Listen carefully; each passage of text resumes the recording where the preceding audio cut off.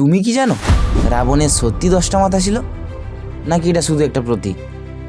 রামায়ণে বলা হয় রাবণের ছিল 10টি মাথা, কিন্তু প্রশ্ন হলো একজন মানুষের 10টা মাথা থাকা কি আদৌ সম্ভব, নাকি এর পিছনে লুকিয়ে আছে অন্য কোনো গভীর রহস্য?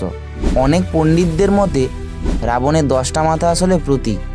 এই 10টি মাথা বোঝায় মানুষের 10টি দুর্বলতা: কাম, ক্রোধ, লোভ, মোহ, অহংকার, ঈর্ষা এবং আরও কিছু নেতিবাচক গুণ। আবার কেউ বলেন এই 10 মাথা তার অসাধারণ জ্ঞানকেও বোঝায়, কারণ রাবণ ছিল এক মহান পণ্ডিত এবং শিবভক্ত।